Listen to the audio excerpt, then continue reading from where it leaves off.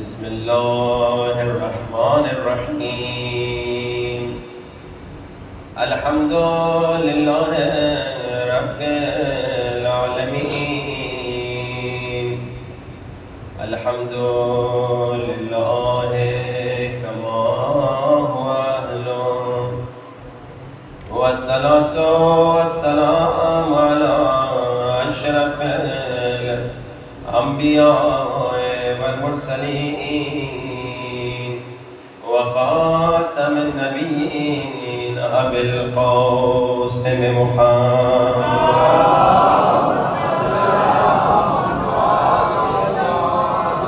الطيبين الطاهرين المعصومين. دعائے سرکار امام زمانہ سب دل کے بلند آواز. الہی عظم البلاء برح الخطا وانكشف الغطاء وانقطع الرجاء وضاقت الأرض ومنعت السماء وأنت المستعان وإليك المشتكى وعليك المعول في الشدة والرخاء. اللهم صل على محمد وآل محمد أولي الأمر الذين فرضت علينا طاعتهم وعرفتنا بذلك منزلتهم ففرج عنا بحقهم فرجا عاجلا قريبا كلمح البصر أو بلند نواز. يا محمد يا علي يا علي يا محمد يا علي يا علي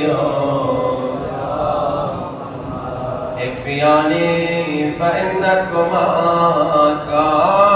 كافيان وانصراني فإنكما ناصران. کھڑی ہو جائے.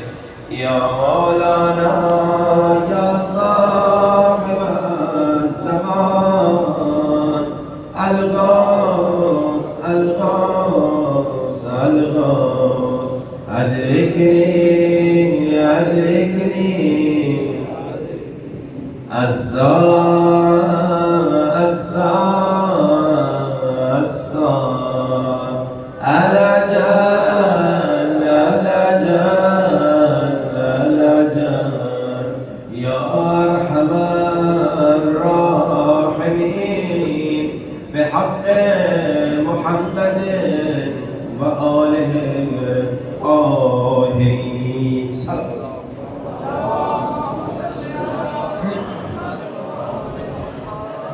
ایک بلند ترین صلوات.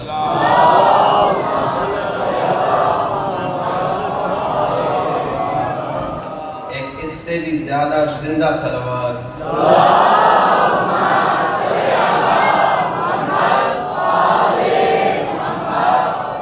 اگر گرمی نہیں ہو رہی تو بلند صلوات.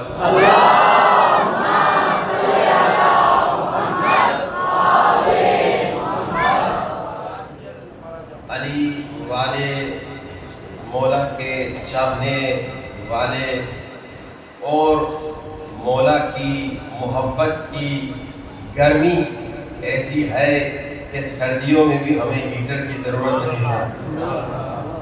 اور ابھی تو گرمیاں چل رہی ہیں تو ڈبل گرمی میں آپ بیٹھے ہوئے ہیں. اللہ آپ کو سلامت رکھے. آئے مبارکہ جس کی تلاوت کا آغاز کل سے ہوا الذین یتبعون الرسول النبی الأمی الذی یجدونہ مکتوبا عندهم فی التوراة والانجیل. سورہ آراف میں خالق کائنات مسلمانوں کو عظمت مصطفیٰ بتا رہا ہے۔ ہم نے اکثر اعتراض کرتے ہیں، کہتے کہ تم رسول پاک کے فضائل نہیں سناتے، تم صرف علی مولا کے فضائل سناتے ہو۔ ہم کہتے ہیں جتنا ہم جس انداز سے ہم رسول کو مانتے ہیں اس انداز سے تم تو رسول کو سمجھتے بھی نہیں ہو۔ ہم رسول کو معصوم مانتے ہیں، تم رسول کو غیر معصوم مانتے ہو۔ ہم رسول کو زندہ مانتے ہیں، تم رسول کو نعوذ باللہ مردہ مانتے ہو۔ ہم رسول کو اپنے جیسا بشر نہیں مانتے، تم رسول کو اپنے جیسا بشر مانتے ہو۔ اور یہ میں نے کل آپ کو بتایا، یہ دشمن کی سازش ہے کہ مسلمانوں کے عقیدے کو توڑ دو۔ مسلمانوں کا عقیدہ یہ تھا کہ جناب جب مشکلات میں پڑتے تھے تو مشکل کشا سے مدد مانگتے تھے، رسول خدا سے مدد مانگتے تھے، کیونکہ ان کا عقیدہ تھا رسول ہم جیسے نہیں، یہ ہم سے طاقتور ہے، رسول زندہ ہے، غیبی مدد مانگ سکتے تھے۔ تو جب میدان جنگ میں آتے تھے، اسلحہ ہو یا نہ ہو، ٹیکنالوجی ہو یا نہ ہو، مسلمان اور رسول سے مدد مانگ کے دشمن کو شکست دیتا تھا۔ انہوں نے کہا اٹیک کر دو رسول پہ، رسول پہ اٹیک کر دیا، مسلمانوں کا عقیدہ بگاڑ دیا، کہا کہ رسول تو تمہاری طرح بشر ہیں، اور اس کی دلیل بھی قرآن سے دے دی کہ بھائی خود قرآن میں اللہ کا رسول تم جیسا بشر ہے، قل انما انا بشر مثلکم۔ جب اللہ کہہ رہا ہے قل یعنی کہو میں تم جیسا بشر، تو تم کیوں کہہ رہے ہو کہ رسول نوری مخلوق ہے؟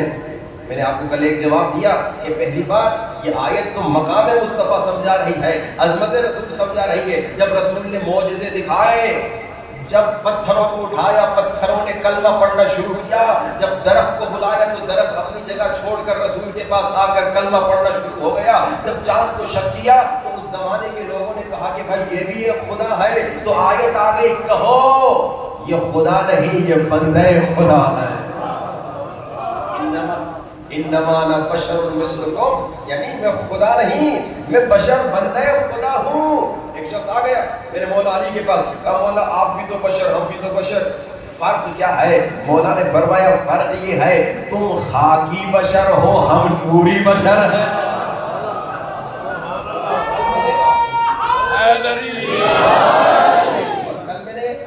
مثال قرآن سے دی بھائی، ہر شیعہ سنی ہر مسلمان کا یہ عقیدہ ہے کہ جبریل فرشتہ ہے، جبریل نوکر مصطفیٰ ہے، جبریل رسول پاک کا نوکر ہے، جبریل نوری مخلوق، ہر مسلمان یہ مانتا ہے۔ لیکن اللہ نے قرآن میں کہا فَتَمَثَّلَ لَهَا بَشَرًا سَوِيًّا، جب جبریل مریم کے پاس بھیجا گیا تو بشری لباس پہن کر آیا۔ باطن نور ہے لیکن لباس بشری ہے، باطن الگ ہے، ہمارا باطن خاکی ہے، رسول کا باطن نوری ہے۔ مثال تو یہ ممبر ہے، ابھی میں بیٹھا ہوں لکڑی کا ممبر ہے، سونے کا بنا دیجئے پھر بھی آپ کہیں گے ممبر، ہاں جی چاندی کا بنا دیجئے پھر بھی آپ کہیں گے ممبر۔ آپ اس کا باطن بدلتے رہیں لیکن اس کے لباس کا نام ہے ممبر۔ اب اگر بشر آ گیا تو اس کا یہ مطلب نہیں کہ ان کا باطن بھی آپ کی طرح ہے، اور آپ کے باطن میں بڑا فرق ہے۔ قرآن کی آیت ہے، رسول تو بہت عظیم ہے، ارشاد ہوا یا نساء النبی، اے نبی کی بیویوں، امہات المومنین رسول کی زوجات، یا نساء النبی لستن کاحد من النساء، اے رسول کی بیویوں تم عام عورتوں کی طرح نہیں ہو۔ ظاہری بات ہے عام عورتوں کی طرح نہیں ہے، کیونکہ امہات المومنین ہو گئی، کیونکہ دوسری عام عورت کا شوہر مر جاتا ہے تو وہ کوئی شادی کر سکتی ہے، مگر رسول کی بیویاں رسول کے جانے کے بعد شادی نہیں کر سکتی، تم عام عورتوں کی طرح نہیں ہو۔ اب ایک جملہ ہدیہ کرنا چاہ رہا ہوں بھائی، وہ خاتون جو پہلے عام تھی جیسے رسول کے گھر میں آ گئی وہ دوسری عورتوں کی طرح نہیں۔ جب رسول کی بیوی دوسری عورتوں کی طرح نہیں تو رسول دوسروں کی طرح کیسے؟ رسول تمہاری طرح نہیں۔ بشر جب کہا، بشر ایک لباس کا نام ہے، یہاں بشری لباس پہن کر آئے ہیں، رسول تمہاری طرح نہیں، تم خاکی ہو، رسول نوری ہے۔ ایک اور خاتون کا واقعہ سنیے، رسول خدا پہ کچرا پھینکا کرتی تھی، کوڑا پھینکا کرتی تھی، ایک مرتبہ اس نے کچرا نہیں پھینکا. اللہ کے رسول نے پوچھا یہ کدھر ہے آج کیوں نہیں آئی؟ بدتمیزی کرتی تھی, ظلم کرتی تھی, کچرا پھینکتی تھی. اللہ کے رسول نے پوچھا, لوگوں نے کہا یا رسول خدا بیمار ہو گئی ہے. کہا ٹھیک ہے جی, اسلام کا قانون یہ ہے کہ دشمن سے بھی ملنے جاؤ. ابھی دشمن ہے, ظلم کر رہا ہے, لیکن اب رسول کہہ رہے بیمار پڑ گئی ہے, ہم اس سے ملنے جاتے ہیں, اس کی عیادت کو جاتے ہیں. اللہ اکبر, اللہ کے رسول آ گئے. اب یہ خاتون ڈر رہی ہے, گھبرا گئی, پریشان ہو گئی. لگتا ہے اب رسول بدلہ لینے آئے ہیں. اپنے جیسا سمجھا تھا نا, رسول انتقام لینے آئے ہیں. کہا آپ کیوں آئے ہیں؟ کہا ہم اسلام پہ عمل کرنے آئے ہیں. اسلام کا حکم یہ ہے اگر کوئی بیمار ہو گیا اس کی عیادت کو آ جا, ہم تمہاری عیادت کو آ رہے ہیں. اب یہ کہتی ہے میں نے تو آپ کو اپنے جیسا سمجھا تھا, مگر پتا چلا آپ ہمارے جیسے نہیں ہیں, آپ اور ہیں ہم اور ہیں. اور یہ کہتے ہوئے کلمہ پڑھتی ہے لا الہ الا اللہ محمد رسول اللہ. ایک جملہ ہدیہ کرو, یعنی جب تک رسول کو اپنے جیسا سمجھا تھا کافر تھی, جیسے رسول کو اپنے جیسا نہیں سمجھا مسلمان ہو.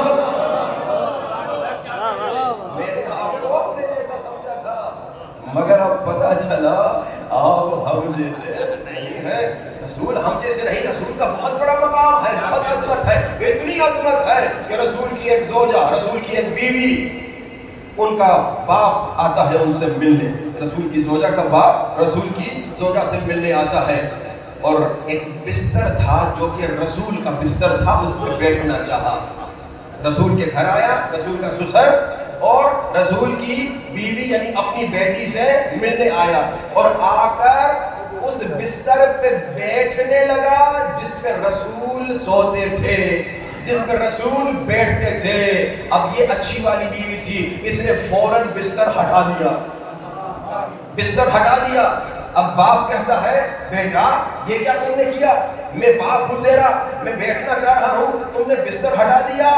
احترام واجب ہے باپ کا. بیٹی نے کہا بابا احترام واجب ہے, آپ کا احترام واجب ہے. اسلام کہتا ہے باپ اگر کافر بھی ہو تو اس کا احترام واجب ہے. بابا میں نے یہ جو بستر ہٹایا میری مجبوری ہے, میں نے بے احترامی نہیں کی, میں نے بدتمیزی نہیں کی, میری مجبوری یہ ہے.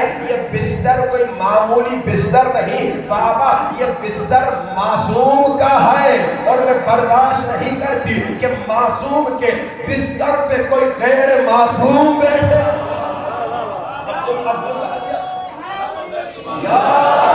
ایک جملہ ہدیہ کرو بھائی, جب معصوم کے بستر پہ کوئی غیر معصوم نہیں بیٹھ سکتا تو معصوم کے ممبر پہ کوئی غیر معصوم.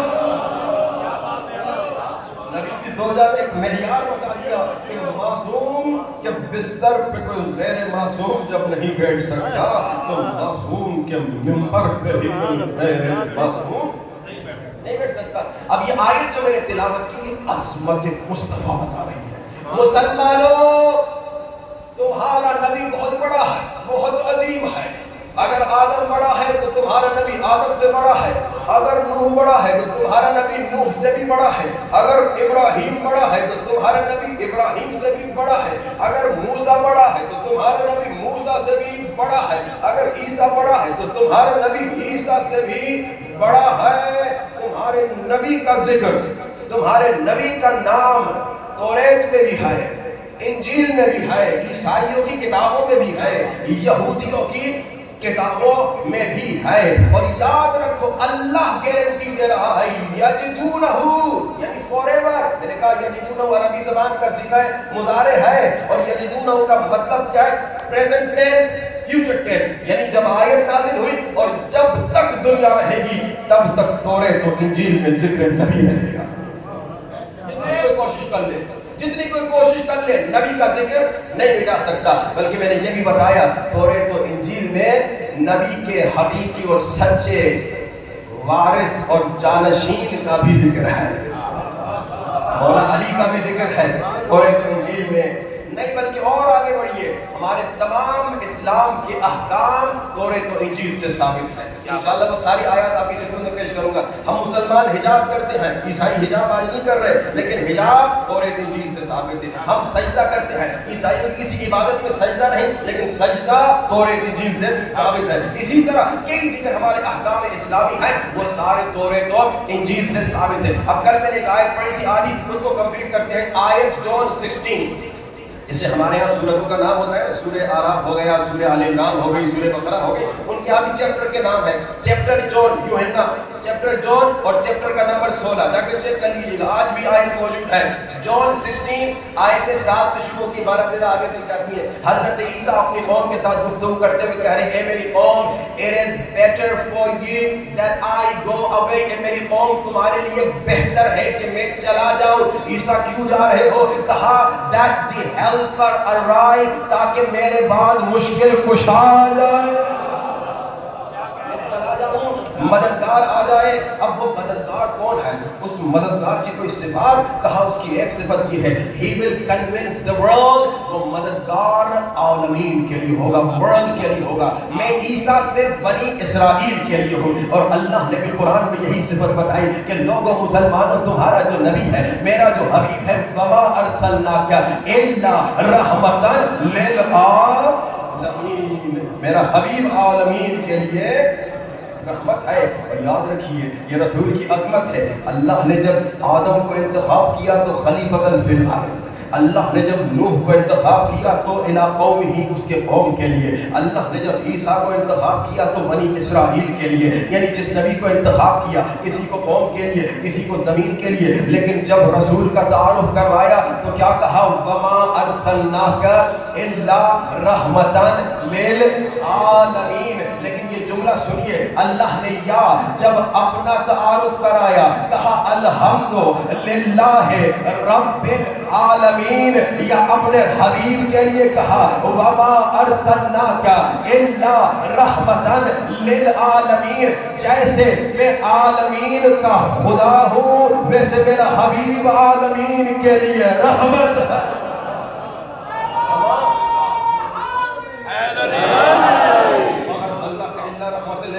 آگے بڑھیے، اب کیا فرمایا؟ کہا کہ اس نبی کا کوئی نام، کہا اس نبی کا نام ہے فارقلیط۔ اب میں نے کل آپ کو بتایا فارقلیط کو اگر ہم عربی میں ترجمہ کریں تو بنتا ہے احمد، احمد، اللہ اکبر۔ لیکن اب جیسے میں نے کل کہا تھا کہ تحریف کرتے ہیں، مٹا دیتے ہیں عیسائی ترجمے کے بہانے۔ انہوں نے کہا بھائی فارقلیط کو ہم ترجمہ کرنا چاہتے ہیں، تو انہوں نے کہا فارقلیط بنتا ہے ہولی گوسٹ، روح القدس۔ اور یہ جھوٹ ہے، یہ خیانت ہے۔ کیوں؟ کیونکہ خود انجیل سے ثابت ہے ہولی گوسٹ، روح القدس تو حضرت عیسیٰ سے پہلے تھا، حضرت مریم کے ساتھ تھا بائبل کے مطابق، اور حضرت عیسیٰ سے پہلے اور حضرت عیسیٰ کے ساتھ تھا۔ اس آیت میں حضرت عیسیٰ کہہ رہے ہیں یہ میرے بعد آئے گا، it is better for you that I go away، میں جاؤں تاکہ وہ آئے۔ تو یہ روح القدس نہیں ہو سکتا، یہ ہولی گوسٹ نہیں ہو سکتا، یہ الگ ہے۔ فارقلیط روح القدس نہیں ہے۔ انہوں نے خیانت کی تاکہ، کیونکہ فارقلیط کا جیسے آپ دائرے میں ترجمہ کرتے تھے احمد بنتا تھا، روح القدس کر دیا، ہولی گوسٹ کر لیا تاکہ لوگوں کو پتہ نہ چلے۔ لیکن صفات سنیے، ایک صفت کیا؟ he will convince the world، اور دوسری صفت اس نبی کی صفت سنو کیا ہے؟ اب اور سے سنیے گا۔ مجھے بتایا کہ یہاں پہ 90% پڑھے لکھے لوگ ہیں، شاید ترجمے کیے بغیر اس صفت پہ آپ کو لطف آ جائے۔ دوسری صفت کیا ہے؟ کہا وہ نبی جو میرے بعد آنے والا ہے۔ کیا آیتوں کا نمبر کیا؟ سورہ کون سا؟ جون 16، چیپٹر جون، یوحنا 16، اس کا نمبر ہے، آیت 7 سے شروع ہوئی۔ It is better for you that I go away that the helper arrive۔ اس ہیلپر کی ایک صفت کیا ہے؟ He will convince the world۔ اس ہیلپر کی دوسری صفت کیا ہے؟ کہ He will not speak on his on authority۔ وہ ہیلپر جو آنے والا ہے وہ اپنی طرف سے کچھ نہیں کہتا، وہ وہی کہتا ہے جو وہی کہتی ہے۔ یہی آیت قرآن میں آ گئی، وَمَا يَنطِقُ عَنِ الْهَوَىٰ إِنْ هُوَ إِلَّا وَحْيٌ يُوحَىٰ، کہ لوگوں میرا حبیب اپنی طرف سے کچھ نہیں کہتا، یہ وہی کہتا ہے جو وہی کہتی ہے۔ بس اللہ نے محترم، یہ نبی کی عظمت ہے، یہ نبی کا مقام ہے، یہ نبی کے فضائل ہے۔ یہ دیکھو توریت میں بھی آج بھی نبی کا ذکر موجود ہے. یہ اسلام کی عظمت ہے. آئیے اپنے عقائد کو مضبوط کریں اور اسلام کی تبلیغ کریں. ہم پر واجب ہے اسلام کی تبلیغ کریں. یہاں پر بھی آپ جو مومن رہتے ہیں پوری کوشش کریں کہ صحیح اسلام حقیقی کی صحیح انداز سے تبلیغ کریں, پیار اور محبت سے تبلیغ کریں تاکہ دین اسلام کی محبت لوگوں کے دلوں میں پڑتی رہے. آج اسلام پہ بڑا ظلم ہو رہا ہے. آپ سن رہے ہیں, آپ دیکھ رہے ہیں کہ ہر جگہ مسلمانوں پہ ظلم ہو رہا ہے, مسلمانوں پہ ظلم کیا جا رہا ہے, شیعوں پہ ظلم ہو رہا ہے, اور ہم نے اس ظلم کو ختم کرنے کے لیے اپنی طرف سے کم جتنی کوشش ہو سکتی ہے کرنی ہے. اور اگر ہم یہ کام نہ کریں, کیونکہ ہمارے مسئلہ موضوع چل رہا ہے وہ کیا ہے, امام زمانہ سے دوری کے اسباب. اگر ہم اسلام کے لیے محنت نہ کریں تو گویا ہم امام سے دور ہیں. آپ کیا نہیں چاہتے امام جلدی آئے؟ اگر آپ چاہتے امام جلدی آئے تو آپ نے محنت کرنی ہے, آپ نے تیاری کرنی ہے. تیاری کیسے ہوتی ہے بھائی؟ اسی مجلس کا میں آپ کو ایک مثال دے دوں. یہ جو مجلس کا انتظام ہوا, کہ آج اچانک سارا انتظام ہو گیا؟ نہیں.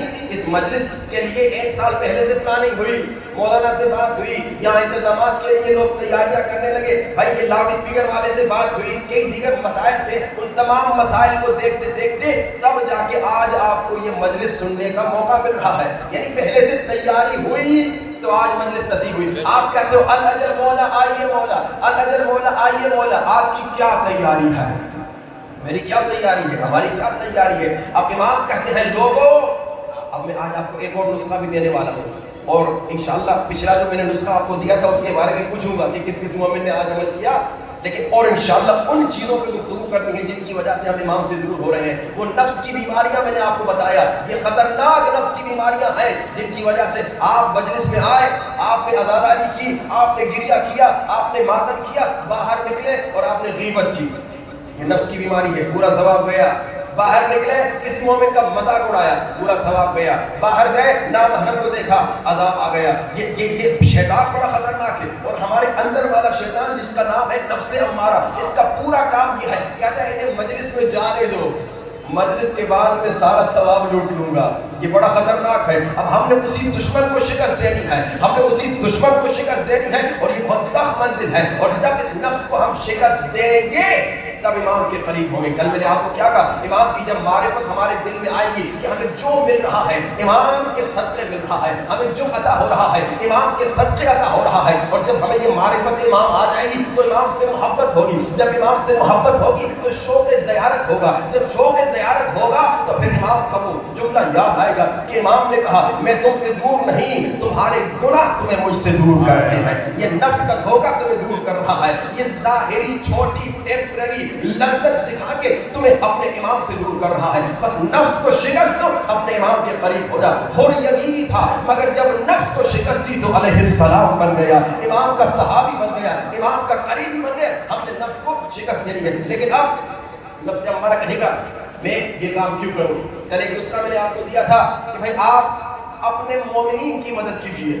میں نے کہا 3 لوگوں کی دعا جلدی قبول ہوتی ہے, باپ کی دعا بچوں کے لیے اور باپ کی بد دعا بھی بچوں کے لیے. اسی لیے میں نے کہا کبھی باپ کا دل نہ دکھانا, باپ بد دعا نہ بھی دے, دل سے آہ نکلے تو بچہ تباہ ہو سکتا ہے. 3 لوگوں کی دعا جلدی قبول ہوتی ہے, باپ کی دعا بچے کے لیے, اور دوسرا میں نے کیا کہا, مظلوم کی بد دعا ظالم کے لیے, مظلوم کی بد دعا ظالم کے لیے جلدی قبول ہوتی ہے. اور تیسرا میں نے کیا کہا, مومنین کی دعا مومنین کے لیے.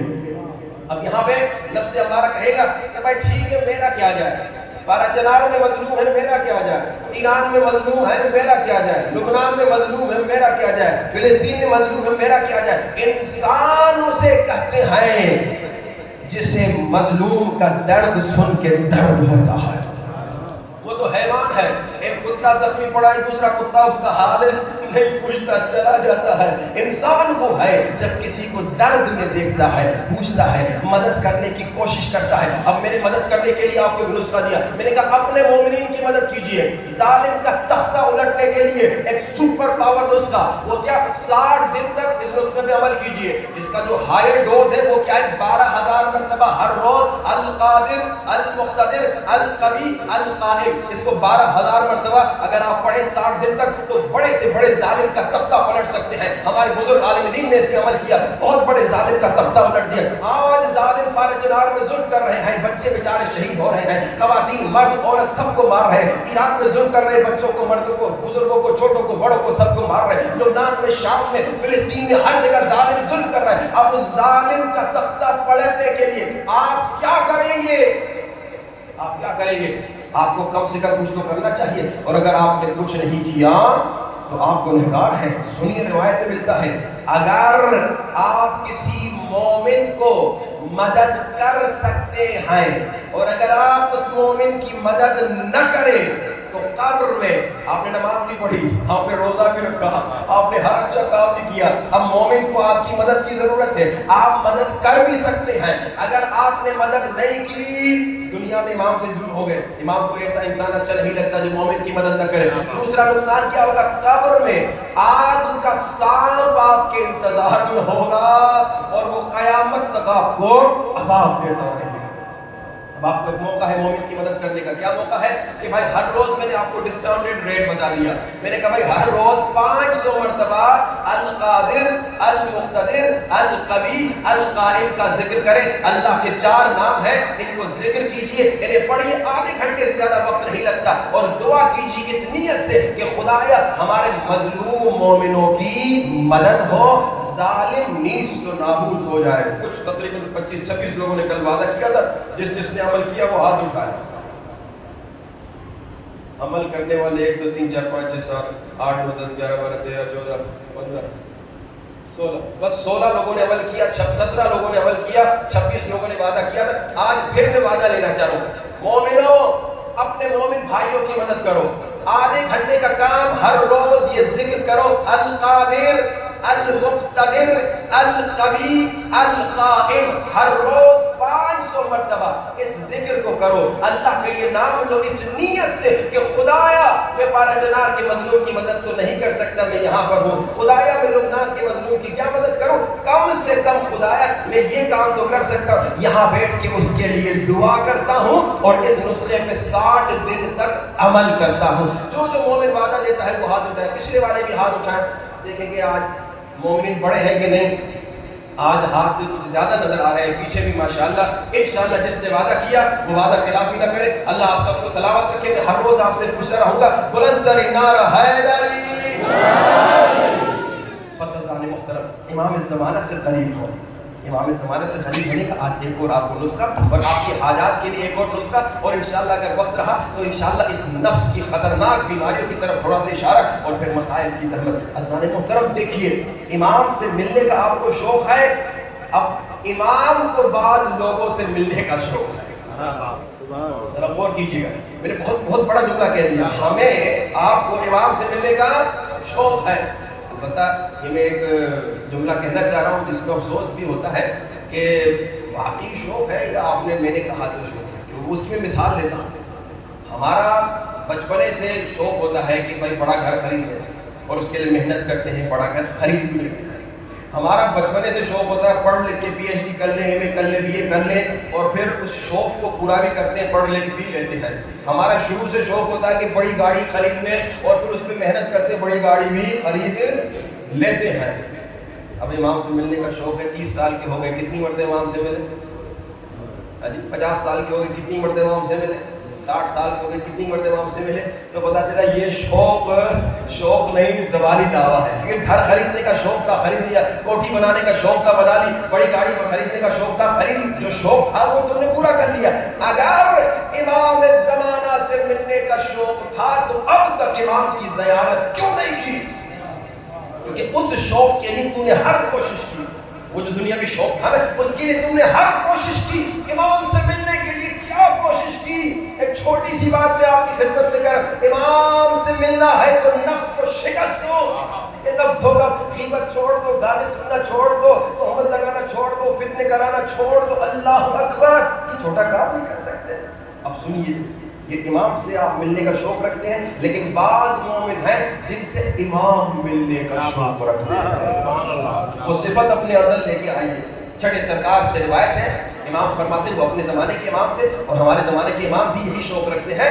امام کیا فرماتے ہیں؟ کہتے ہیں کہ وہ مومن جس کو اللہ پوری دنیا کی دولت دے دے، وہ مومن جس کو اللہ پوری دنیا کا پیسہ دے دے، وہ مومن جسے اللہ دنیا کا سونا جواہرات دے دے، اللہ اسے دنیا کا بادشاہ بنا دے، بلینر ٹریلینر، رات کو سوئے صبح اٹھے سارا پیسہ چلا گیا، سارا پیسہ ختم ہو گیا اور اسے ذرہ برابر پریشانی اور دکھ نہیں ہوا. یعنی اس کی نگاہ میں، اس کی نظر میں دنیا کی ویلیو مچھر کے پر کے برابر ہے. ذرا غور کیجیے گا بھائی، مچھر کا پر گم ہو گیا کیا ہوگا؟ مچھر کا پر چلا گیا کیا ہوگا؟ کوئی ٹینشن نہیں ہوگا. یعنی اگر کوئی مومن ایسا ہے کہ دنیا اور دنیا کی لذتیں اس کی نگاہ میں مچھر کے پر کے برابر ہے تو امام کہتے ہیں میں ایسے مومن سے ملنے کا شوق رکھتا ہوں.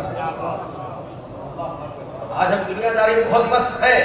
اچھا یہ انشاءاللہ کل یا پرسوں گفتگو ہوگی کہ دیکھیے اسلام نے دنیا میں کمائی اور کمانے سے منع نہیں کیا. حلال کما رہے ہو، حلال کماتے رہو، لیکن اسلام نے ایک چیز سے منع کیا ہے اور یہ نفس کی خطرناک بیماری ہے. اسلام نے کہا دیکھو پیسے کماؤ مگر پیسے کی محبت دل میں نہ آنے دینا. ہمارا 1000 روپے گم ہو جائے، اگر کوئی مالدار ہے تو 1000 روپے کی اس کی نظر میں ویلیو نہیں، 1 لاکھ گم ہو جائے، 1 کروڑ گم ہو جائے، کتنا ٹینشن ہوتا ہے، کتنے پریشان ہوتے ہیں. اب سوال پوچھوں، امام زمانہ سے ہم گم ہیں، ہم دور ہیں، کیا پریشان ہوئے؟ اتنے پریشان ہوئے. اب انشاءاللہ کوشش کرتے ہیں امام زمانہ سے ملنے کے لیے ہم کیا کریں؟ نفس کو شکست دیں. نفس کو شکست کیسے دیں؟ اب کل گفتگو یہاں پہنچی کہ بھائی بدن کی بیماریاں جب ہوتی ہیں تو ہم ڈاکٹر کے پاس جاتے ہیں، اسپتال ہوتا ہے اور جناب ہمیں سمٹمز علائم نشانیاں ہوتی ہیں، بخار ہو جاتا ہے، سر چکراتا ہے، کڈنی میں پتھری ہے تو درد ہوتا ہے، اور جناب ان نشانیوں کو دیکھتے ہیں، ڈاکٹر کے پاس جاتے ہیں، ڈاکٹر جناب ہمیں دیکھتا ہے، ہم سے سمٹمز پوچھتا ہے، اس کے بعد اگر اسے شک ہوتا ہے، سمجھتا نہیں ہے تو فیملی ہسٹری پوچھتا ہے، اس کے بعد ٹیسٹ کرواتا ہے، اس کے بعد علاج ہونے کے لیے دوائی دے دیتا ہے. اب ذرا بتائیے نفس کی بیماریوں کے علاج کے لیے، کیونکہ یہ نفس کی بیماری ہمیں امام سے دور کر رہی ہے، کوئی ایسا اسپتال آپ جانتے ہیں اپنے پورے لیا میں جہاں نفس کی بیماریوں کا علاج ہو تو مجھے بتائیے. کوئی ایسا ڈاکٹر آپ جانتے ہیں جو نفس کی بیماریوں کا علاج کرتا ہو؟ میں ایڈریس دیتا ہوں، آپ انشاءاللہ اس ایڈریس پہ چلے جائیے. آپ کے شہر میں نفس کی بیماریوں کا جو اسپتال ہے وہ مجلس مولا حسین، مجلس مولا حسین نفس کی بیماریوں کا علاج کرتا ہے. اور ڈاکٹر کون ہے جو نفس کی بیماریوں کا علاج کرتا ہے؟ وہ میرے مولا و آقا حسین ہے. نفس کی بیماریوں کا علاج اہل بیت کرتے ہیں. ان سے پوچھیں، ان سے سیکھیں. انہوں نے بتائی نشانیاں، انہوں نے طریقہ بتایا کہ کیسے نفس کی بیماریوں کو ڈائیگنوز کریں اور پھر کیسے نفس کی بیماریوں کا علاج کریں. پہلا مرحلہ امام نے کیا فرمایا؟ امام نے کہا اگر تم نفس کی بیماریوں کو ڈائیگنوز کرنا چاہتے ہو، سر میں تو درد نہیں ہوتا، غیبت کی، کوئی بخار نہیں ہوا ہمیں، ہمیں جھوٹ بولا، کوئی سر نہیں چکرایا، کسی مومن کا مذاق اڑایا، ہمیں پتھری نہیں ہوئی کڈنی میں، ہمیں تو کچھ بھی نہیں ہوتا. اب نشانیاں نظر نہیں آتی، کیا کریں ہم؟ کیسے نفس کی بیماریوں کو ڈائیگنوز کریں، کیسے نفس کی بیماریوں کو پہچانیں؟ امام نے کہا، چھٹے سرکار سے روایت ہے، امام نے کہا تم خود سب سے پہلے ڈاکٹر. اب مثال پھر دنیا کی دوں، آپ بیمار ہو گئے، ڈاکٹر کے پاس گئے، ڈاکٹر نے سارا ٹیسٹ وغیرہ کروا کے ڈائیگنوز بھی کر دیا کہ یہ بیماری ہے اور دوائی بھی لکھ کے دے دی. آپ نے پرچہ اٹھایا، فارمیسی کو دیا، دوائی خرید کے گھر میں رکھ دی. 1 ہفتہ دوائی ٹیبل پہ پڑی ہے، آپ نے دوائی استعمال نہیں کی. آپ ٹھیک ہو گے یا نہیں ہو گے؟ نہیں ہوں گے. اور ڈاکٹر صاحب کا غصہ کیجیے، ڈاکٹر صاحب تو کیسا ڈاکٹر ہے، 1 ہفتے سے میں ابھی تک بیمار ہوں. ڈاکٹر کہے گا دوائی ٹائم پہ لیتے تھے، آپ کہیں میں دوائی استعمال ہی نہیں کی. تو ڈاکٹر کہے کم وقت پہلے دوائی استعمال کر، پھر مجھ پہ اعتراض کر. تم خود اپنے طبیب ہو، تم خود اپنے ڈاکٹر ہو، جب تک تم نہ چاہو اپنا علاج نہیں کر سکتے. اب امام یہی کہہ رہے ہیں، اے انسان اگر تم نفس کو شکست دینا چاہتے ہو تو تم سب سے پہلے ڈاکٹر ہو. اپنے ہر عمل کو اینالائز کرو، اپنے ہر عمل کو اسکریننگ کرو، اپنے ہر عمل کو چیک کرو. اور اسے کہا جاتا ہے محاسبہ. محاسبہ یعنی حساب و کتاب کرو، ذرا چیک کرو تم جتنے اعمال صبح سے اٹھتے ہی کرتے ہو شام تک، اس میں کتنے گناہ تھے، اس میں کتنی غلطیاں تھیں، اس میں کتنی توہین تھی مومنین کی، اس میں کتنی بدتمیزی تھی. ہم کتنے ایسے جملے کہہ جاتے ہیں جن جملوں کی وجہ سے کتنے مومنین کی زندگیوں میں جھگڑے ہو جاتے ہیں، اور ہم اس کے بارے میں سوچتے نہیں. یہ محاسبہ یعنی سوچو. اے انسان سوچو، صبح جب سے تیری آنکھ کھلی کتنی غیبتیں کی، کتنے گناہ کیے. سونے سے پہلے محاسبہ. امام موسیٰ کاظم علیہ السلام مولا فرماتے ہیں لیس منا، یعنی وہ ہمارا شیعہ نہیں ہے. من لم یحاسب نفسہ فی کل یوم، جو ہر روز اپنا حساب و کتاب نہیں کرتا وہ ہمارا شیعہ ہی نہیں ہے. امام کرے ہمارے حقیقی شیعہ کی صفت یہ ہے کہ وہ سونے سے پہلے ہر روز ایک مرتبہ حساب و کتاب کرتا ہے. آج میں نے یہ جملہ کہا، یہ جملہ میرا جو تھا اس میں تکبر تھا، اس میں غرور تھا، اس میں بدتمیزی تھی. آج میں نے فلاں صاحب کو سلام کیا، کیا وجہ تھی؟ کیونکہ وہ جنرل صاحب تھا یا اس لیے کہ مولا کا عاشق تھا. آج میں نے فلاں کام کیا، اس میں پیچھے بیک گراؤنڈ میں موٹیویشن کیا تھا. یہ سوچنا ہے. اور جب آپ محاسبہ کریں گے نا، سنیے ایک دوسرا کمال، جب آپ اپنا حساب و کتاب کریں گے تو اپنے عیب تلاش ہوں گے. جب اپنے عیب تلاش کریں گے تو کیا ہوگا؟ آپ کا غرور بھی ٹوٹے گا. کیونکہ ہمیں غرور تب ہوتا ہے جب ہم خود کو پرفیکٹ سمجھتے ہیں. میں تو بے عیب ہوں، مجھ میں تو کوئی عیب نہیں. لیکن جب محاسبہ کرو گے پتہ چلے گا یہ عیب بھی مجھ میں، یہ عیب بھی مجھ میں، یہ غلطی بھی مجھ میں، وہ برائی بھی مجھ میں. اللہ کے رسول کا زمانہ ہے، ڈیزرٹ میں، صحرا میں، بیابان میں اللہ کے رسول اصحاب کے ساتھ ہیں. اللہ کے رسول نے کہا لکڑیاں ڈھونڈو. یا رسول خدا یہ بیابان ہے، یہ صحرا ہے، یہ ڈیزرٹ ہے، ادھر لکڑیاں کدھر سے ڈھونڈو؟ یا رسول خدا ادھر تو کوئی لکڑی نہیں ملے گی. ڈھونڈو. یا رسول خدا ٹھیک ہے آپ کا حکم ہے ڈھونڈتے ہیں. اب لکڑیاں ڈھونڈنے صحرا میں، بیابان میں، ڈیزرٹ میں. ہاں جی صحرا سمجھتے ہیں، بیابان ڈیزرٹ. ہاں جی وہاں پہ عام طور پہ درخت وغیرہ نہیں ہوتے. اب لکڑی کہاں سے ملے گی؟ اب اصحاب ڈھونڈ رہے ہیں. اللہ کے رسول نے کیسے دام پہ لگا دیا، لیکن اچانک ایک لکڑی نظر آئی، 2 لکڑیاں نظر آئی، 10 لکڑیاں نظر آئی. اچانک لکڑیوں کا ڈھیر بن گیا. اللہ کے رسول نے پوچھا ہاں بھائی یہ کہاں سے آئی؟ جیب سے نکال کے لائے؟ اب یہ تو میں نے اپنی طرف سے جملہ کہا، اللہ کے رسول نے نہیں کہا تھا. ہاں بھائی یہ لکڑیاں کہاں سے آئیں؟ یا رسول خدا ہم نے ڈھونڈا تو ملی، ہم نے تلاش کیا تو ملی. اللہ کے رسول نے کہا یہی تمہیں سمجھانا تھا. پہلے نفس امارہ دھوکہ دیتا ہے تو پرفیکٹ ہے، تو بہترین ہے، تم میں کوئی گناہ نہیں، تم میں کوئی عیب نہیں. جب تم حساب و کتاب کرو گے، جب اپنے عیب تلاش کرو گے، دیکھو گے یہ غلطی بھی مجھ میں، یہ عیب بھی مجھ میں، یہ برائی بھی مجھ میں، دیکھو گے تمہارے اندر برائیوں کا ڈھیر ہے. یہ میں نے کیا کہا؟ جب تک ڈائیگنوز نہ ہو تب تک علاج ہی نہیں ہوگا. ڈائیگنوز ہو گیا آدھا علاج ہو گیا. جب تک عیب تلاش نہ ہو تب تک تو آپ خود کو نیک سمجھتے رہیں گے، علاج ہی نہیں کریں گے. اسی لیے کہا اے انسان ہمیشہ خود کو عیب والا سمجھو، کبھی خود کو پرفیکٹ نہ سمجھو. ہمیشہ سمجھو مجھ میں عیب ہے، ہمیشہ سمجھو مجھ میں غلطیاں ہیں، اور ہمیشہ اپنا عیب تلاش کرو. اور جب اپنا عیب تلاش کرو گے ایک تو غرور ٹوٹے گا. جب محاسبہ کرو گے غرور ٹوٹے. اور یہ پورا پروسیس ہے ہمیں امام زمانہ کے قریب کرنے کے. انشاءاللہ جب ہمارا غرور ٹوٹے گا، جب نفس کی بیماری ختم ہوگی، ہم امام کے قریب ہوں گے. جب محاسبہ کرو گے، حساب و کتاب کرو گے، اپنے گناہ تلاش کرو گے، تمہارا غرور ٹوٹے گا. تم خود کو بہت اچھا سمجھتے تھے، اب پتہ چلا میں تو بڑا گنہگار ہوں، بڑا خطا کار ہوں. اب توبہ بھی کرنے پڑو گے، اب گریہ بھی کرو گے. اور دوسرا کیا فائدہ محاسبے کا؟ جب تم اپنا حساب و کتاب کرو گے اس وقت تمہیں دوسروں کے عیب نظر نہیں آئیں گے. ہم غیبت کیوں کرتے ہیں؟ ہمیں دوسروں کے عیب کیوں نظر آتے ہیں؟ کیونکہ ہم اپنے عیبوں کو دیکھتے ہی نہیں. ہمیں اپنے عیب نظر نہیں آتے اور دوسروں کے عیبوں پہ ہم اترے ہوئے ہوتے ہیں کہ فلاں کے بیٹے کو دیکھا، فلاں کی بیٹی کو دیکھا، فلاں کے بھائی کو دیکھا. غیبت جو ہم کرتے ہیں یہ کیا ہے؟ انشاءاللہ اس پر بھی گفتگو ہوگی. یہ کیوں کرتے ہیں؟ کیونکہ ہم اپنا حساب و کتاب نہیں کرتے. ایک عالم دین کے پاس ایک شخص آیا، اس نے کہا مولانا فلاں آدمی چور ہے. کیا کہا؟ مولانا فلاں آدمی چور. اور ابھی ہم کراچی میں تھے، ایک مومن نے بتایا تھا ایک چور تھا جو کہ علماء کے قریب جاتا تھا، علماء سے دوستی کر کے علماء کو لوٹ کے چلا لیتا تھا. ایک آدمی حقیقی چور ہوتا ہے. اب اس نے آ کے عالم کو کہا کہ مولانا صاحب فلاں آدمی چور ہے. مولانا صاحب نے کہا چپ ہو جا، اگر وہ چور ہے تو بھی چور ہے. یہ آدمی شریف تھا، یہ چور نہیں تھا. وہ جس کی بات کر رہا تھا وہ واقعی چور تھا. یہ غیبت کیا ہوتی ہے؟ غیبت جو آپ کرتے ہیں، مومنین کہتے ہیں مولانا صاحب اس نے یہ کام کیا ہے. اگر کیا ہے تو غیبت ہے، اگر نہ کیا ہو تو تہمت ہے، وہ الگ گناہ ہے. مولانا صاحب وہ چور ہے، میری چور. مولوی صاحب نے کہا تو بھی چور ہے. اسی کی شریف آدمی چور نہیں تھا. پریشان ہے کہ مولانا صاحب آپ کیا بات کر رہے ہیں؟ ابھی محاسبے کے بارے میں واقعہ سنا رہا ہوں. کہا کہ مولانا میں چور نہیں ہوں، میں شریف آدمی، آپ جانتے ہیں مجھے. کہا اچھا تمہیں اس کی چوری نظر آ رہی، اپنی چوری نظر نہیں آ رہی؟ اس نے کہا مولانا میں چوری نہیں کرتا.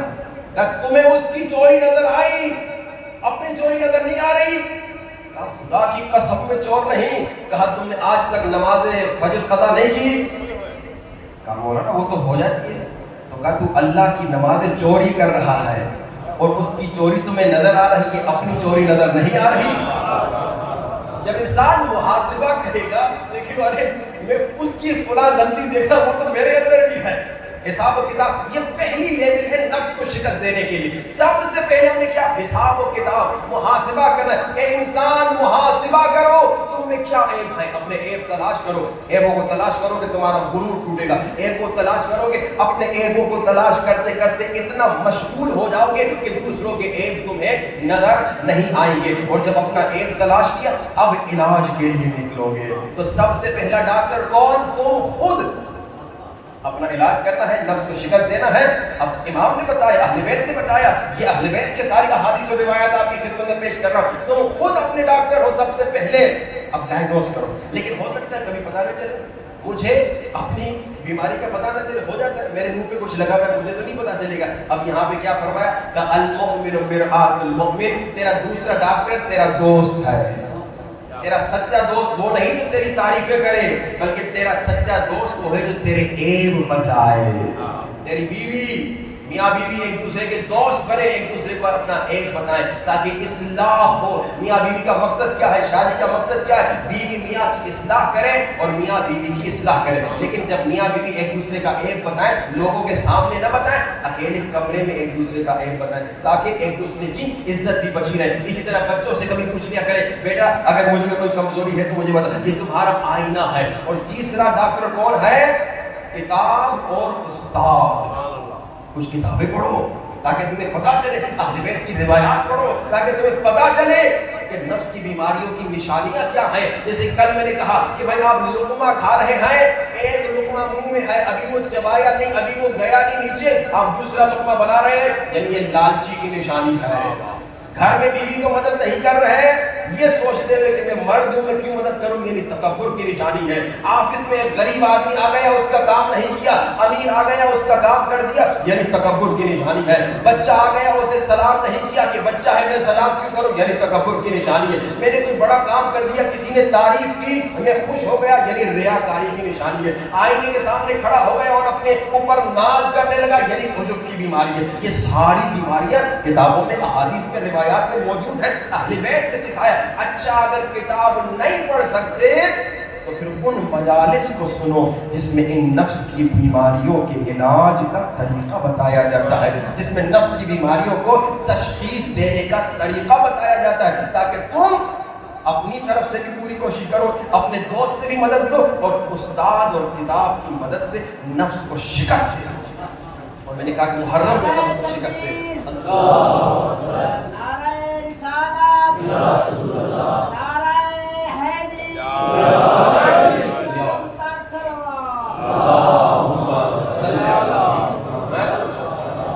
نفس کو شکست دیں.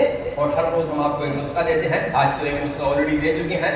امام زمانہ سے قریب ہونے کا نسخہ وہ کیا ہے؟ وہ یہ ہے کہ انسان اپنے اندر سے دنیا کی محبت ختم کر دے. دنیا کی لذتیں اس کے لیے مچھر کے پر کے برابر بھی نہ ہو، بالکل ختم. محبت دنیا ہو جائے، انسان امام کے قریب پہنچتا ہے. آج کا آپ کو نسخہ آپ کے فائدے کا نسخہ. کل والا جو میں نے نسخہ دیا تھا القادر، المقتدر، القوی، القائم، وہ بھی آپ کے فائدے کا بھی ہے، لیکن آپ کو دوسرے اینگل سے میں آگے لے جا رہا ہوں تاکہ دوسرے مومنین کی مدد کے لیے اس پہ عمل ہو. آج کا نسخہ جو سننا نہیں چاہتا، بلند ترین صلوات. ماشاءاللہ مجموعہ ٹرین ہو گیا ہے. اور جو سننا چاہتا ہے بلند ترین نعرہ حیدری. کمال کا نسخہ، اس پہ عمل کیجئے. 1000 حاجتوں کی نماز، نماز حضرت خضر کے نام سے ہے. 1000 حاجت. اچھا جتنے میں نسخے بتا رہا ہوں اس میں ایک چیز کا خیال رکھیے، ساتوں آزا پاک ہو. یہ نہ ہو کہ آپ نسخے پہ عمل کریں، جس میں ڈاکٹر کی مثال دی، دوائی خریدے اور جناب آپ دوائی استعمال ہی نہ کریں، یا دوائی استعمال کریں اور پرہیز نہ کریں، تو پھر علاج نہیں ہوگا۔ جتنے اہل بیت کے نسخے ہیں یہ سپر پاور ہے، کمال کے ہیں، لیکن ایک چیز کا آپ نے خیال کرنا ہے۔ کیا خیال کرنا ہے؟ کہ آپ جب ان نسخوں پہ عمل کر رہے ہیں، اگر آپ چاہتے ہیں نتیجہ ملے، جلدی نتیجہ ملے، تو آپ نے نفس کو شکست دینی ہے، گناہوں سے خود کو بچانا ہے، تب آپ کو سپر پاور نتائج نظر آئیں گے۔ اب یہ کمال کا نسخہ، 1000 حاجتوں کا نسخہ، 2 رکعت نماز میرے خود پڑھی، بڑی آسان ہے، زیادہ سے زیادہ مجھے 5 منٹ لگتے ہیں، آپ کو بھی زیادہ ٹائم نہیں لگے گا، بہت آسان ہے۔ کیا ہے؟ 1000 حاجتوں، اور اس میں 2 اسپیشل شرطیں ہیں۔ ایک، جب اس نسخے پہ عمل کریں، ویسے تو 7 اعضاء پاک ہو، آنکھ کے لیے اسپیشل کہا گیا ہے کہ آنکھ سے کوئی گناہ نہ ہو، کسی نامحرم کی تصویر نہ دیکھو، کوئی نامحرم کی ویڈیو نہ دیکھو، کوئی نامحرم کی طرف بری نگاہوں سے نہ دیکھو۔ آنکھ کی بڑی تاکید ہے کہ آنکھ کو صاف رکھو گناہ سے، اور دوسرا شکم کو، کہ تمہارے پیٹ میں حرام نہ جائے۔ آپ کہیں گے مولوی صاحب ادھر تو سور ملتا نہیں ہے تو ہم تو حرام کھائیں گے نہیں، کبھی کبھار یہاں سور نہیں ملتا، لیکن انسان جب رشوت کے پیسے سے حلال مرغی خرید کے آتا ہے نا، وہ حرام کھا رہا ہے۔ یہ ذرا بول، شکم میں حرام نہیں ہونا چاہیے۔ اچھا، اب بہت آسان نسخہ، 1000 حاجتوں کی نماز 2 رکعت نماز ہے۔ یہ آپ اس پہ وعدہ نہیں لوں گا، آپ پڑھیں نہ پڑھیں آپ کی مرضی، آپ کے فائدے کا ہے، اور سحر کے ٹائم میں پڑھیں تو بہترین وقت ہے۔ 1000 حاجتوں کی نماز کیا ہے؟ 2 رکعت نماز۔ سورہ پہلی رکعت میں سورہ الحمد کے بعد 10 مرتبہ سورہ کافرون، چھوٹا سا سورہ ہے۔ دوسری رکعت میں سورہ الحمد کے بعد 10 مرتبہ سورہ توحید، قل واللہ احد۔ باقی ویسے نماز جیسے نماز فجر ہوتی ہے، نماز ختم ہوئی سجدے میں چلے جائیے، 10 مرتبہ پڑھیے اللہم صلی علی محمد و آل محمد وعجل فرج، یہ 10 مرتبہ ہو گیا۔ پھر 10 مرتبہ پڑھیں سبحان اللہ والحمد للہ ولا الہ الا اللہ واللہ اکبر ولا حول ولا قوت الا باللہ العلی العظیم، 10 مرتبہ۔ پھر 10 مرتبہ پڑھیں ربنا آتنا فی الدنیا حسنہ وفی الآخرۃ حسنہ وقنا عذاب النار، اور بس اپنی حاجت مانگے۔ ریپیٹ کروں ایک بار، 2 رکعت نماز ہے، 1000 حاجتوں کی نماز، سورہ الحمد کے بعد پہلی رکعت میں 10 مرتبہ سورہ کافرون، قل یا ایھا الکافرون، اور دوسری رکعت میں سورہ الحمد کے بعد 10 مرتبہ سورہ توحید، قل ھو اللہ احد۔ یہ نماز ہوگی باقی کی نماز فجر کی طرح۔ اس کے بعد جب نماز ختم ہو سجدے میں جائیں، 10 مرتبہ اللہم صلی علی محمد و آل محمد وعجل فرجہ، 10 مرتبہ سبحان اللہ والحمد للہ ولا الہ الا اللہ واللہ اکبر ولا حول ولا قوت الا باللہ العلی العظیم، اور 10 مرتبہ ربنا آتنا فی الدنیا حسنہ وفی الآخرۃ حسنہ وقنا عذاب النار۔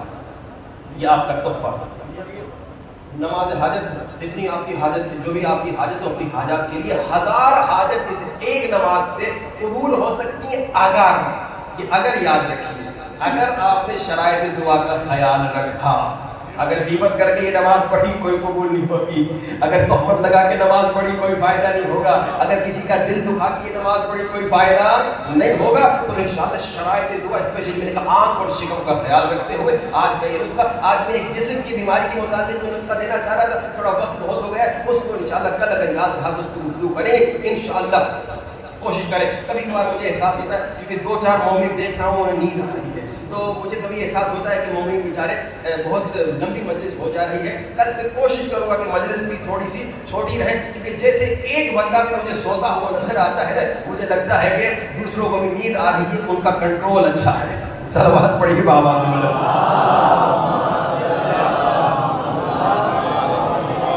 پوری کوشش کریں اپنے آپ کو امام زمانہ سے کنیکٹ کریں، امام کے قریب ہو جائیں، مولا کے قریب ہو جائیں، اور یہ مولا کی مظلومیت ہے۔ ہم خود کو مولا کا شیعہ کہتے ہیں، یہ جملہ آپ نے بالکل اسے لائٹ لیا، آپ گزر گئے، میں بھی گزر گیا۔ آپ کو جس چیز کا شوق تھا دنیا میں اسے حاصل کرنے کے لیے آپ نے ہر کوشش کی، اور آخر حاصل کر بیٹھے، آخر حاصل کر بیٹھے۔ امام سے ملنے کا شوق زباں پر تو ہے، لیکن کیوں امام کو حاصل نہیں کیا؟ حاصل نہ کرنا بتا رہا ہے تیرے دل میں جتنی محبت گھر کے لیے تھی اتنی محبت مولا کے لیے نہیں تھی۔ تم نے گھر حاصل کرنا تھا، گھر مل گیا، حاصل نہ کرنا بچا رہا ہے تیرے دل میں جتنی محبت گاڑی کی تھی اتنی محبت مولا امام کی نہیں تھی، کیونکہ گاڑی حاصل کرنے کے لیے تم نے ہر ممکنہ کوشش کی، مگر امام کو حاصل کرنے کے لیے، امام سے ملنے کے لیے تم نے کوئی کوشش نہیں کی۔ اگر کوشش کرتے تمہیں امام زمانہ کی زیارت ضرور نصیب ہوتی، زیارت کا نہ ہونا بتا رہا ہے تم نے کوشش نہیں۔ خدایا ہمیں امام کی محبت، مودت، اطاعت نصیب فرما۔ خدایا امام زمانہ کے قریب ہونے کی توفیق نصیب فرما۔ امام سے قریب ہونا ہے، کیا کرے، کیسے انسان مولا کے قریب ہوتا ہے؟ امام کے قریب انسان تب ہوتا ہے جب حسین کے غم میں تڑپ تڑپ کے روتا ہے۔ یہ امام سے نزدیک ہونے کا ایک نسخہ بتا رہا ہوں، خدا کی قسم یہ نسخہ ہے۔ اگر امام زمانہ سے ملنا چاہتے ہو، 1 سال تک صبح اٹھتے ہی حسین کے غم میں تڑپ تڑپ کے رویا کرو، اور رات کو سونے سے پہلے حسین کے غم میں تڑپ تڑپ کے رویا کرو۔ شرما کے نہ رونا، گھٹ کے نہ رونا۔ مومن کے لیے مصائب حسین پڑھنے کی ضرورت نہیں ہے۔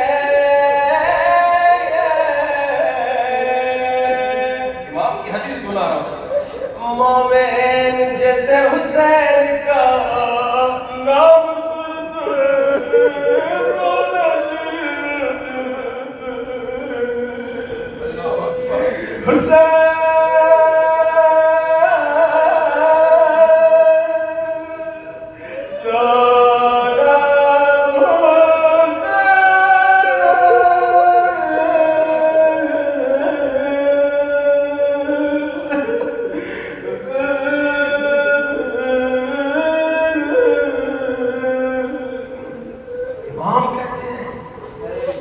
مومن کے سامنے حسین کا نام لیا جائے، 1 بار 2 بار 3 مرتبہ اس سے برداشت نہیں ہوتا،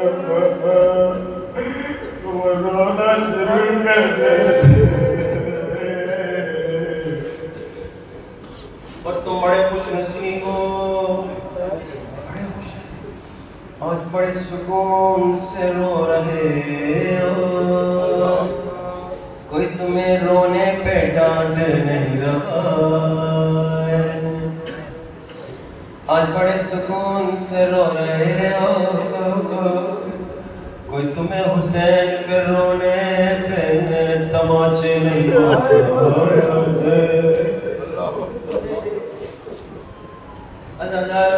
سادات پہ ظالموں نے اتنا ظلم کیا، بھائی رونا تو انسان کا انسانی حق ہے، مگر سکینہ جب روتے تھے کبھی ظالم تماشا مارتا تھا، کوئی ظالم بالوں سے کھینچتا تھا،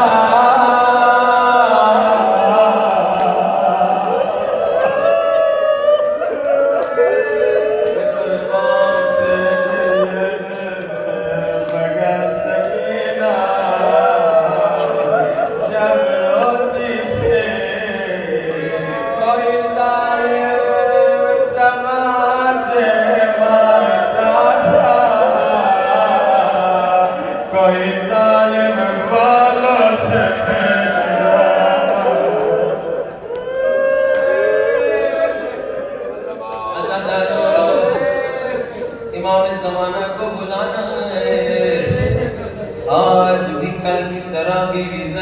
مسائل پڑھنے کا جی کر رہا ہے، مگر ساتھ میں سکینہ کی غربت پہ بھی رونے کا دل کر عزادارو تاریخ میں ملتا ہے سادات کا قافلہ کوفے کی بازار میں کھڑا ہے۔ میں نے بڑی آسانی سے کہہ دیا اس قافلے میں وہ بیویاں ہیں جو نانا کے روزے پہ بھی رات کو جاتی تھی۔ ہائے زینب کو جا بازار کو جا۔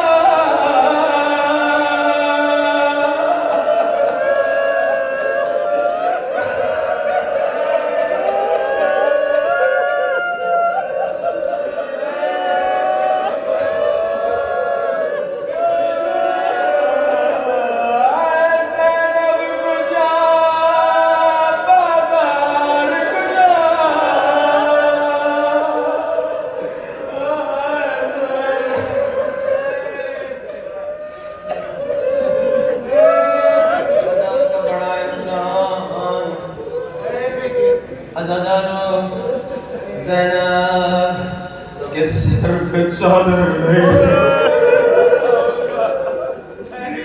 زینب اوڑھ کر تشریف فرمائے۔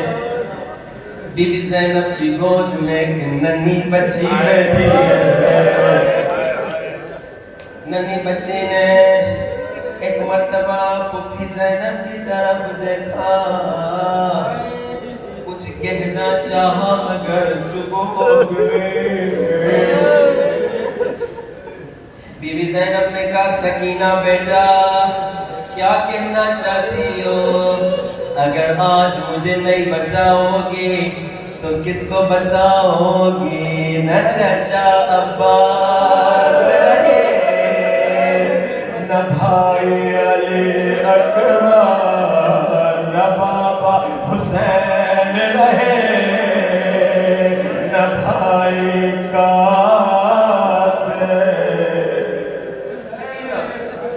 کیا چاہتی ہو؟ مجھے بچا، اولاد والوں مجھے معاف کرنا۔ اللہ کرے تمہارے بچے اتنے پیاسے نہ ہوں، اور اگر تمہارے بچوں کو پیاس لگے اللہ کرے فوراً پانی مل جائے۔ سکینہ نے پھوپھی زینب کی طرف دیکھا، آہستہ سے کہا پھوپھی اماں پیاسی ہو، اگر تھوڑا پانی مل جائے۔ ساتھیے کو سر کی پوتی، ساتھیے کو سر کی بیٹی سے پانی مانگ رہی ہے۔ زینب نے کہا سکینہ چپ ہو جا، یہاں پتھر مارنے والے بہت ہیں، اللہ جانے کوئی پانی دے یا نہیں۔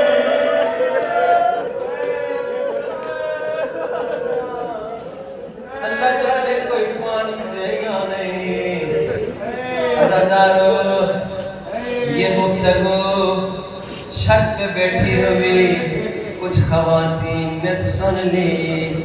ایک خاتون دوڑتی ہوئی گئی گھر سے پانی دے کر سکینہ کو پانی دیا۔ مجھے نہیں معلوم جب سکینہ کی نظر پانی پہ پڑی ہوگی شاید سکینہ نے رو کے کہا بھیا علی اصغر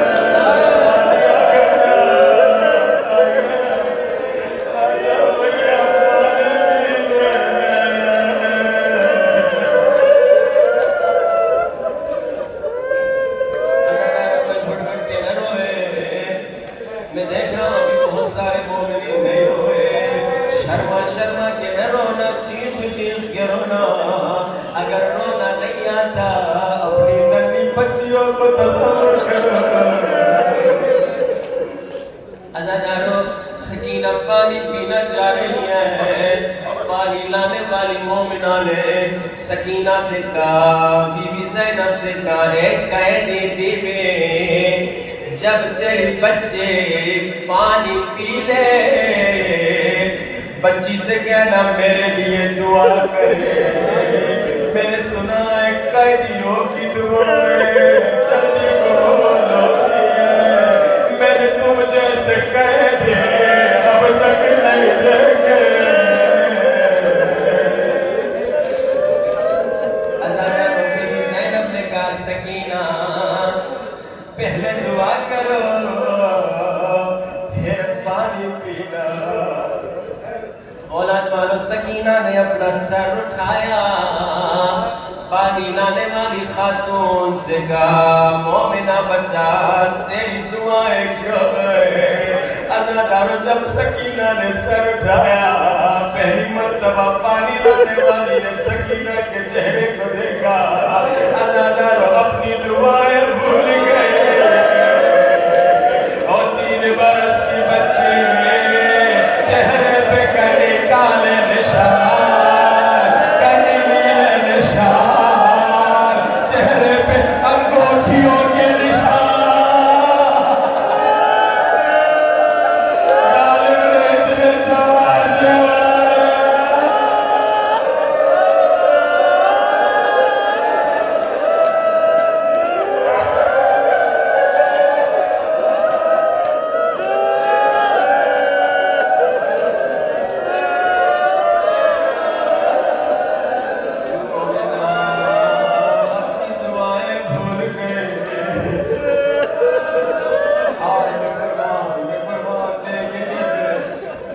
اپنی دعائیں بھول گئے۔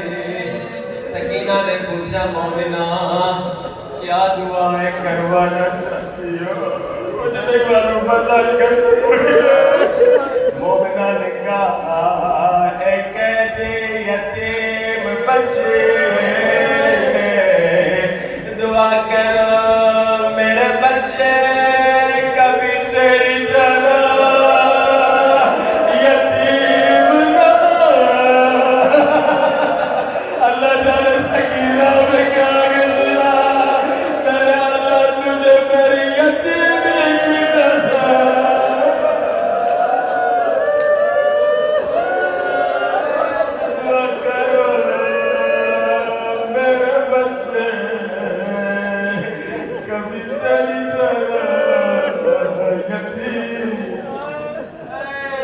دعا ہو گئی مومنہ اور بھی کوئی دعا ہے یا نہیں؟ کہاں ایک اور دعا بھی کروانی ہے؟ کیا دعا؟ دعا کرو یتیم بچی دعا کرو، دعا کرو جلد سے جلد مدینہ چلی جاؤں۔ عزادارو اب جو غربت میں زینب نے وطن کا نام سنا، اما زہرا کی قبر یاد آ گئی ہوگی، نانا کا روزہ یاد آ گیا ہوگی۔ اب بی بی زینب نے پوچھا اے پانی لانے والی مومنہ مدینہ کیوں جانا چاہتی ہو؟ پانی لانے والی مومنہ نے کہا اے قیدی بی بی مدینے میں میری ایک آقا زادی رہتی ہے جس سے ملنے کی مجھے بڑی خواہش ہے، جس کا نام بھی بازار میں نہیں لے سکتی ہے۔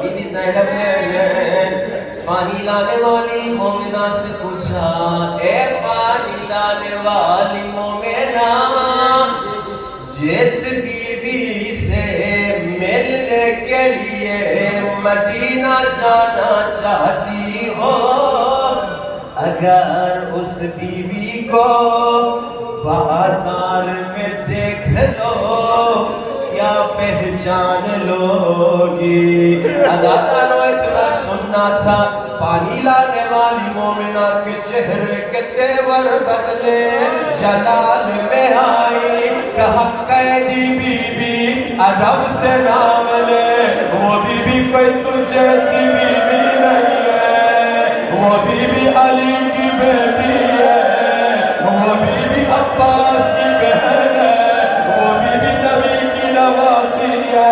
عزادارو بی بی زینب نے کہا ام حبیبہ نہیں پہچانا انا زینب, اور میں وہی بی بی ہوں, میرا نام زینب ہے. مومنہ سر پیٹنے لگی, بی بی جس بہن کے 18 بھائی وہ کھلے سر بازار لگے سے. بی بی عباس کہاں ہے, بی بی مولا حسین کہاں ہے. دعا کی ممنوعیت کا وقت ہے, روتی ہوئی آنکھوں سے ماتم کرو, امام زمانہ کو بلاؤ. یا صاحب الزمان مولا مولا مولا جان, بلند یا صاحب الزمان مولا مولا مولا جان, یا صاحب الزمان مولا. ہاتھوں کو بلند, سروں سے بلند, دعا کی قبولیت کا وقت ہے. خدایا ہمارے گنہگاراتوں کو نہ دیکھ, تجھے زینب کے زخمی بازوں کو. امام زمانہ کا جان ظہور فرما. اللہم اجل ولیک الفرج, بلند اللہم اجل ولیک الفرج, اللہم اجل ولیک الفرج. خدایا ہمیں امام زمانہ کی معرفت, محبت, مودت, اطاعت, زیارت نصیب فرما. بلند آواز سے الہیانی فیل. خدایا ہمیں امام زمانہ کی معرفت, محبت, مودت, اطاعت, زیارت نصیب فرما. خدایا جو بیمار ہے, بہت سارے لوگوں نے التماس سے دعا کہی ہے, جو بیمار ہے ان بیماروں کو جلد سے جلد شفا نصیب فرما. خدایا جو بے اولاد ہے انہیں اولاد نصیب فرما. خدایا ہم سب کو کربلا 40 میں مولا حسین کی زیارت نصیب فرما.